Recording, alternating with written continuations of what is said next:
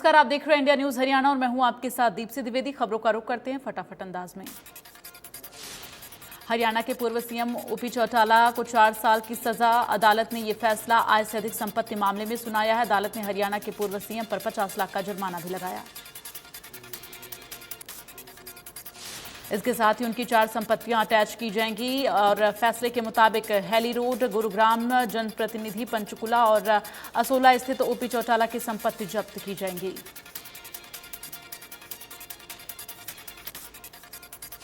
इसके अलावा अदालत ने 5 लाख रुपए केंद्रीय अन्वेषण ब्यूरो को देने के लिए भी कहा है। अगर वो जुर्माना नहीं देते हैं तो उन्हें 6 महीने और सजा काटनी होगी। साल 2008 में ओम प्रकाश चौटाला और 53 अन्य पर साल 2099 से और साल 2000 तक राज्य में 3206 जूनियर बेसिक प्रशिक्षित शिक्षकों की नियुक्ति के मामले में घोटाले के आरोप लगाए गए थे। ओपी चौटाला ने बहस के दौरान बुढ़ापे और चिकित्सा आधार पर कम से कम सजा देने का अनुरोध किया। वहीं सीबीआई ने अधिकतम सजा देने का अनुरोध करते हुए कहा कि इससे समाज में संदेश जाएगा।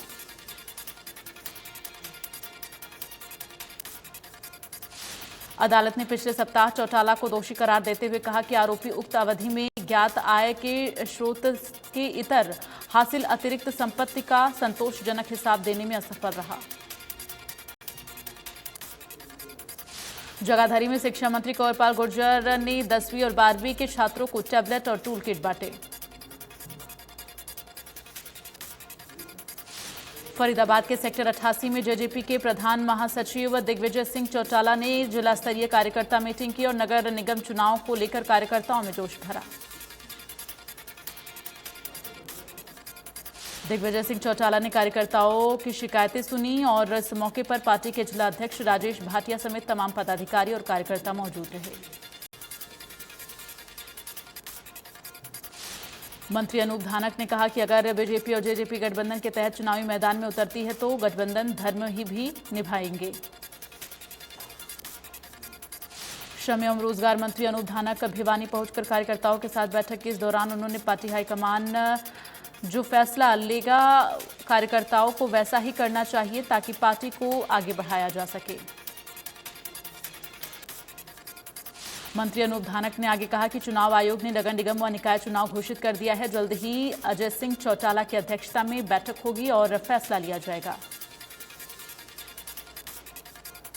यमुनानगर में सढौरा नगर पालिका के सैकड़ों लोगों का कहना है कि नगर पालिका नहीं चाहिए, हमें चुनाव नहीं चाहिए, हमारी पंचायत बहाल की जाए। मंत्री कंवरपाल गुर्जर का कहना है कि सढौरा में 2 पक्ष के लोग हैं, एक पक्ष नगर पालिका चाहता है, दूसरा पंचायत। मंत्री कंवरपाल गुर्जर ने कहा कि बार बार निर्णय लेना और बदलना सरकार के लिए संभव नहीं है। लोगों की मांग पर ही नगरपालिका बनाई गई थी। इसी तरह छछरौली पंचायत की तरफ से भी नगरपालिका बनाने के प्रस्ताव सरकार को भेजा गया है।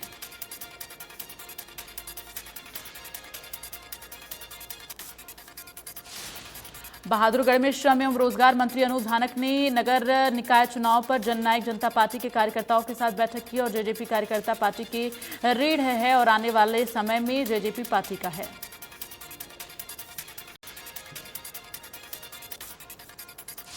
सोहना के लेबर चौक पर 5 दिनों से फैली गंदगी और बंद नालों को देख बीजेपी विधायक व्यापारियों के साथ धरने पर बैठे। उन्होंने कहा कि अधिकारी लापरवाही कर रहे हैं, खामियाजा व्यापारियों को उठाना पड़ रहा है। विधायक के धरने पर बैठते प्रशासन के आला अधिकारी मौके पर पहुंचे और सफाई व्यवस्था को दुरुस्त कराने का आश्वासन दिया। पलवल में स्किल इंडिया अभियान के अंतर्गत शिक्षा विभाग ने राजकीय कन्या वरिष्ठ माध्यमिक विद्यालय कैंप में वोकेशनल एजुकेशन के विद्यार्थियों को beauty and wellness tool kit वितरित किए। नगराधीश दविजा ने छात्राओं का उत्साहवर्धन करते हुए कहा कि हरियाणा सरकार द्वारा 10वीं और 12वीं कक्षा के विद्यार्थियों को व्यावसायिक टूल किट मुहैया करवाई गई है, जिसका सदुपयोग कर छात्राएं आत्मनिर्भर बन सकती हैं। हरियाणा स्कूल शिक्षा परियोजना परिषद ने स्कूलों में हर महीने के पहले शनिवार को योग प्रशिक्षण दिवस के रूप में मनाने के निर्देश दिए। स्कूलों में योग को दिनचर्या का हिस्सा बनाने के उद्देश्य से ही इसका आयोजन शुरू किया गया।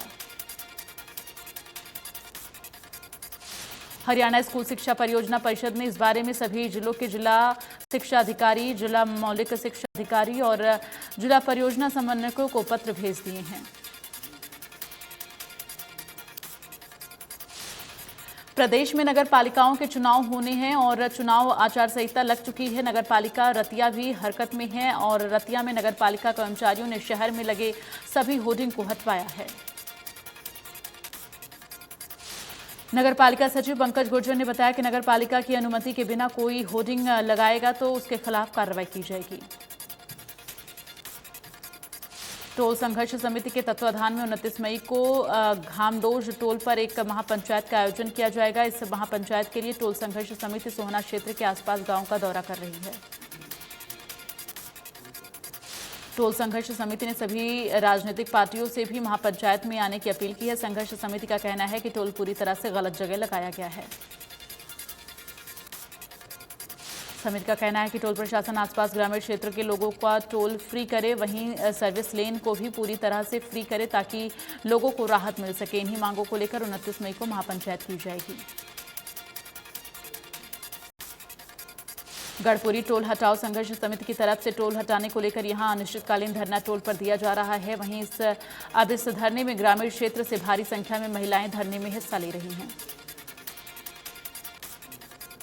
प्रदर्शनकारियों का कहना है कि ये टोल पूर्ण रूप से अवैध है और जब तक गदपुरी गांव की जमीन को कब्जा मुक्त नहीं करा देंगे तब तक किसी भी हालत में दो टोल नहीं चलने देंगे।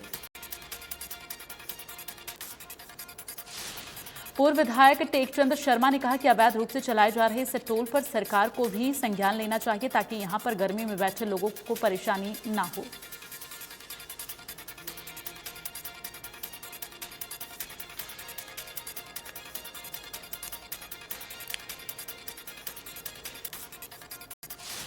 हरियाणा के सभी सरकारी और प्राइवेट स्कूलों में 1 जून से 30 जून तक छुट्टियां रहेंगी। शिक्षा मंत्री ने कहा कि इन आदेशों का सख्ती से पालन करवाया जाएगा।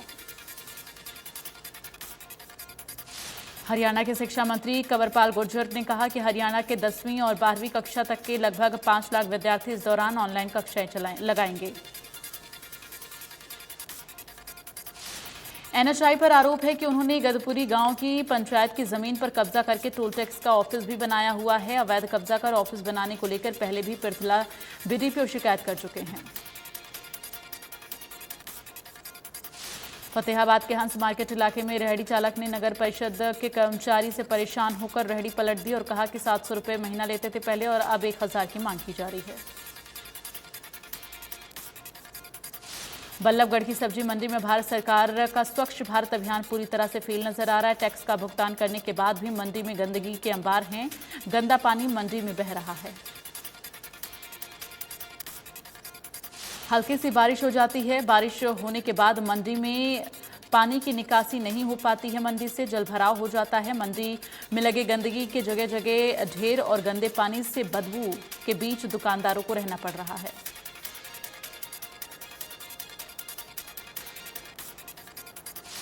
सोनीपत में मिनी सचिवालय के सामने शिक्षक भर्ती, सेना भर्ती, एसएससी, पुलिस भर्ती पूरी करने की मांग को लेकर छात्रों ने प्रदर्शन किया। उपायुक्त प्रशासन को ज्ञापन देने की मांग की।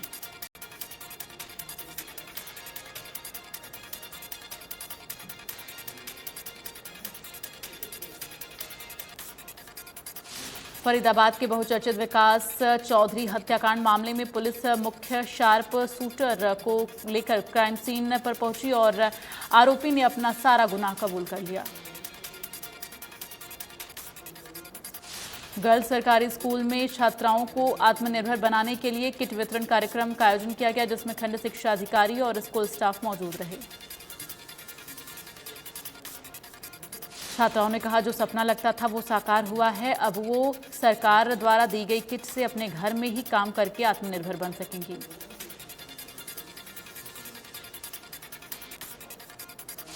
पलवल के हसनपुर में मूंग की खेती किसानों के लिए एक फायदे का सौदा साबित हो रही। मूंग की खेती को बढ़ावा देने के लिए किसानों को मूंग के बीज निःशुल्क प्रदान किया जा रहा है। तो शाम के खानक गांव में खनन कर रही सरकारी कंपनी NHIIDC ने खनन क्षेत्र में कार्य कर रहे श्रमिकों को खान सुरक्षा नियमों की जानकारी देने के लिए खान सुरक्षा सप्ताह का आयोजन किया। सप्ताह भर चलने वाले इस कार्यक्रम में पहाड़ में खनन कार्य कर रहे श्रमिकों को विशेषज्ञों द्वारा खनन के दौरान अपनाई जा रही नई तकनीक, श्रमिकों की सुरक्षा, यंत्रों और उपयोग की जानकारी दी गई।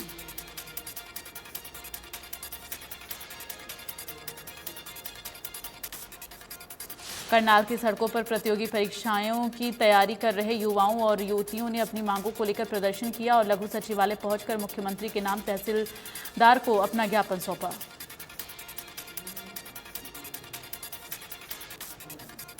युवाओं ने अपना प्रदर्शन घंटाघर चौक से शुरू करते हुए करनाल की विभिन्न सड़कों पर अपनी मांगों को लेकर प्रदर्शन किया और सरकार विरोधी नारे लगाए।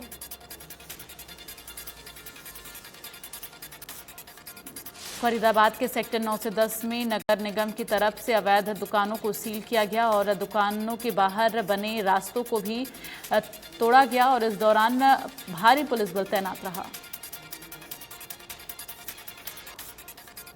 सरपंच के चुनाव को लेकर आपस में भिड़े दो पक्ष, मामले कहा-सुनी के बाद दोनों तरफ पथराव, मारपीट में 10 लोग घायल, 3 को रेफर किया गया पीजीआई।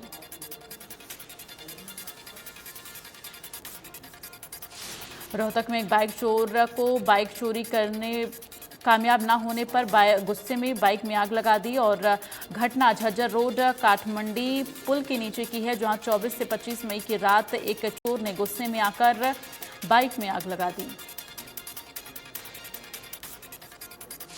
चोरी की घटना सीसीटीवी में कैद, जिस पर पुलिस का कहना है कि चोर की पहचान कर ली गई है और जल्द ही उसे गिरफ्तार कर लिया जाएगा।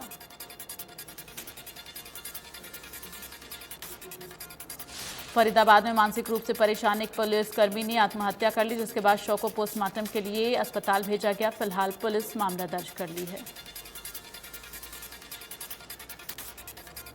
पानीपत में एक 16 साल की लड़की ने फांसी लगाकर की आत्महत्या। लड़की अपने परिवार के साथ गोहाना रोड स्थित गौशाला में रहती थी। आत्महत्या के कारणों का नहीं चल सका पता। लड़की के माता पिता जब किसी काम से बाहर गए थे तभी उसने फांसी लगा ली। घर लौटे परिजनों ने जब दरवाजा खटखटाया तो किसी ने दरवाजा नहीं खोला, जिसके बाद परिजनों ने पड़ोसियों का साथ मिलकर दरवाजा तोड़ा तो देखा लड़की फंदे पर लटकी हुई थी। कुरुक्षेत्र में अवैध हथियार बेचने वाले गिरोह का एसटीएफ की टीम ने किया पर्दाफाश। गिरोह के 3 सदस्य गिरफ्तार। एसटीएफ की टीम ने आरोपियों से 4 अवैध पिस्टल बरामद की। फिलहाल पुलिस ने मामला दर्ज कर आगामी जांच शुरू कर दी है। फरीदाबाद के बल्लभगढ़ आदरेश नगर में कुछ बदमाशों ने एक घर पर लाठी डंडों से हमला कर दिया। हमले में परिवार के कई लोग घायल, जिन्हें नजदीकी अस्पताल में कराया गया भर्ती। पुलिस ने बदमाशों के खिलाफ मामला दर्ज कर लिया और आगामी कार्रवाई शुरू कर दी है। पीड़ित पक्ष ने पुलिस से इंसाफ की गुहार लगाई।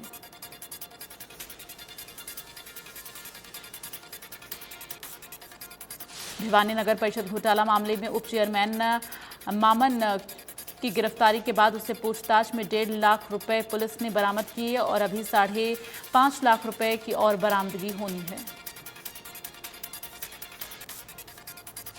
मामन पर आरोप था कि सरकारी जमीन की फर्जी तरीके से रजिस्ट्री करवाई है और हालांकि अभी 3 रजिस्ट्री हो पाई है और के बारे में जानकारी मिलने पर रजिस्ट्रियां रुक गई थीं।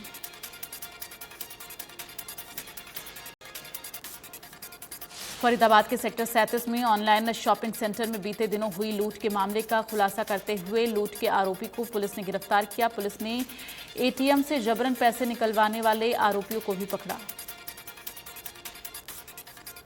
यमुनानगर में रिश्तों को कलंकित कर देने वाला एक मामला आया सामने, जहां 70 वर्षीय बुजुर्ग की संदिग्ध मौत हो गई और मौत का आरोप बुजुर्ग के बेटे और बहू पर लगा है।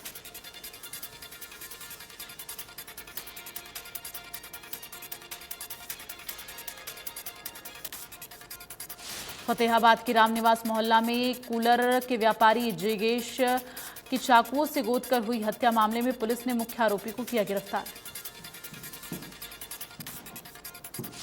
पुलिस ने मामले से जुड़े एक महिला सहित कुल 4 आरोपियों को किया गिरफ्तार। पुलिस के मुताबिक मोटरसाइकिल पर लिफ्ट नहीं देने की रंजिश के चलते झगड़ा हुआ था, जो कि बाद में हत्या तक पहुंच गया।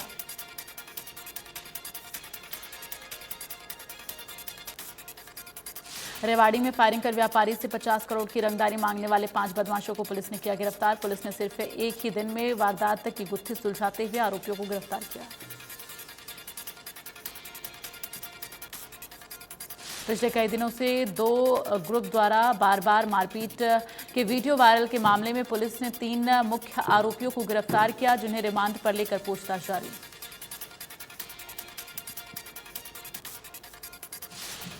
पुलिस नशा तस्करों के खिलाफ काम कर रही है और नशा बेचने वालों की धरपकड़ की जा रही। इसी क्रम में यमुनानगर की एंटी नार्कोटिक सेल ने 2650 प्रतिबंधित नशीली दवाइयां बरामद की।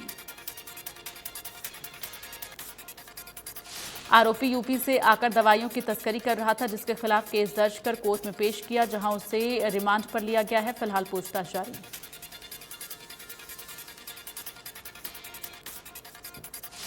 जाखल पुलिस और सीआईए टोहाना टीम ने हरियाणा पंजाब सीमा पर 2 युवकों को 40 किलोग्राम गांजा सहित गिरफ्तार किया। पुलिस ने दोनों के खिलाफ एनडीपीएस धारा के तहत मामला दर्ज कर पूछताछ शुरू की।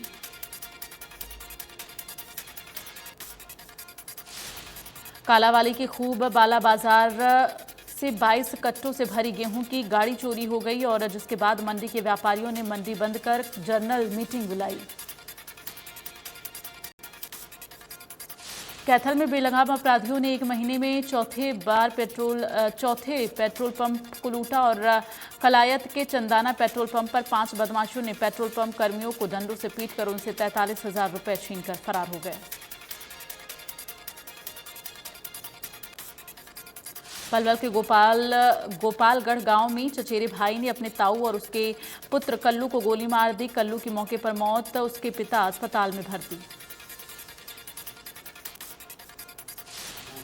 सूचना मिलते ही पुलिस मौके पर पहुंची, लेकिन जब तक आरोपी फरार हो चुका था। फिलहाल पुलिस ने मामला दर्ज कर जांच शुरू की। नूह में ट्रक ड्राइवर शौकीन ने एक और आरोपी हत्यारे को पुलिस ने गिरफ्तार किया और अब तक 9 आरोपियों में से 2 को पुलिस गिरफ्तार कर चुकी है। आरोपी को अदालत से रिमांड पर लेकर अन्य आरोपियों की तलाश और मारपीट में प्रयोग किए गए चीजें बरामद की जाएंगी। पुलिस का कहना है कि अन्य आरोपियों को भी जल्द गिरफ्तार किया जाएगा। गुरुग्राम पुलिस ने अधिकारियों को ब्लैकमेल कर पैसे ऐंठने वाले गिरोह का भांडाफोड़ करते हुए गिरफ्तार किया। आरोपियों ने गुरुग्राम पुलिस के ही हेड कांस्टेबल को ब्लैकमेल कर 3 लाख रुपए की रिश्वत मांगी। साइबर सिटी के सबसे व्यस्त बाजार में पेट्रोल पंप कर्मचारी की आंख में मिर्ची पाउडर डालकर नकदी लूटने की कोशिश करने वाले 6 बदमाशों को गुरुग्राम पुलिस ने गिरफ्तार किया।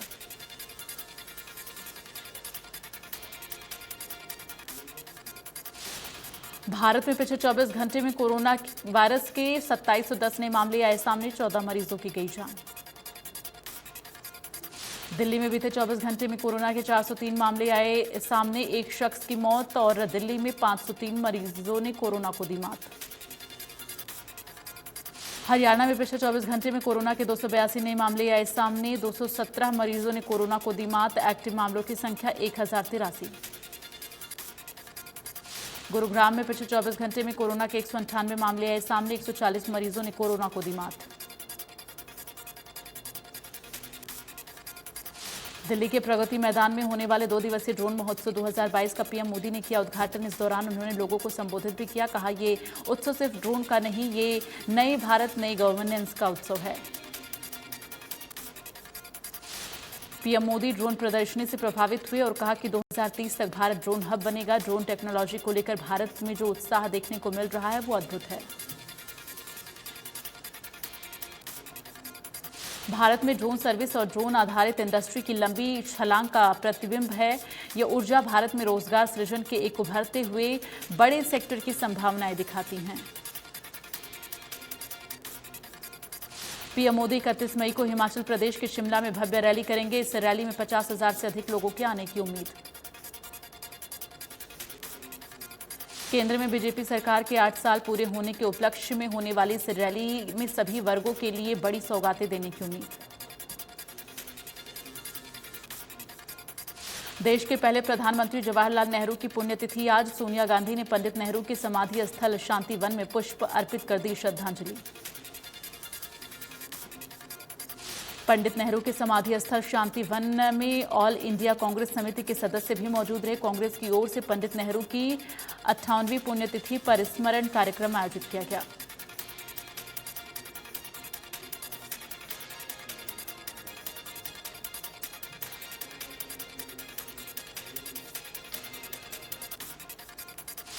चारधाम यात्रा में नहीं थम रहा मौतों का सिलसिला। 24 दिनों में अब तक 83 लोगों की गई जान। यात्रा के दौरान तबीयत बिगड़ने से हुई मौत।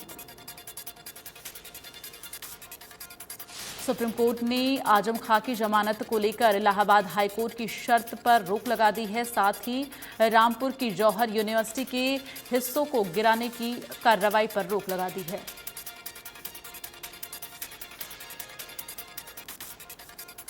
नई दिल्ली के त्यागराज स्टेडियम में कुत्ता टहलाना आईएएस अधिकारी और उनकी आईएएस पत्नी दोनों को ही महंगा पड़ गया, जिसके बाद केंद्रीय गृह मंत्रालय ने दोनों अधिकारियों का तबादला कर दिया है। आईएएस संजीव खैरवार और उनकी पत्नी रिंकू दुग्गा को त्यागराज स्टेडियम में सुविधाओं के दुरुपयोग के संबंध में दिल्ली से लद्दाख और अरुणाचल प्रदेश में स्थानांतरित कर दिया गया है।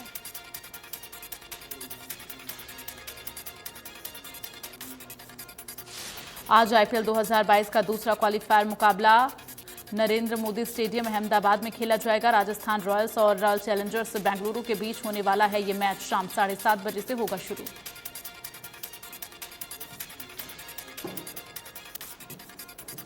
पुणे में खेले जा रहे वुमेन्स टी20 चैलेंज 2022 के आखिरी लीग मैच में स्मृति मंधाना की कप्तानी वाली ट्रेवलेजर्स ने दीप्ति शर्मा की वेलोसिटी पर 16 रन से जीत दर्ज की और 191 के टारगेट का पीछा कर रही वेलोसिटी की टीम निर्धारित 20 ओवरों में 9 विकेट पर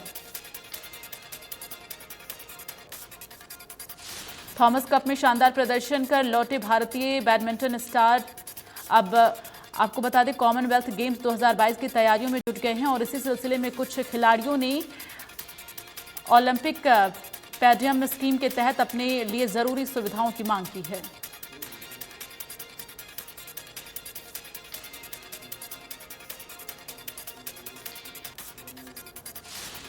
फिल्म इंडस्ट्री में बॉलीवुड वर्सेस साउथ अभी भी चल रहा है। अब इस विवाद और पैन इंडिया फिल्मों को लेकर सुपरस्टार कमल हासन ने बयान दिया। उन्होंने कहा कि पैन इंडिया फिल्म हमेशा से बनती जा रही है। दरअसल हासन अपनी अपकमिंग फिल्म विक्रम के प्रमोशन के लिए पहुंचे थे। एक्टर कार्तिक आर्यन और Kiara Advani starrer horror comedy film भूल भुलैया 2 बॉक्स ऑफिस पर लगातार कमाल कर रही है। अब इस फिल्म ने सिर्फ 6 दिन में ही करीब 85 करोड़ रुपए का बिजनेस कर लिया है।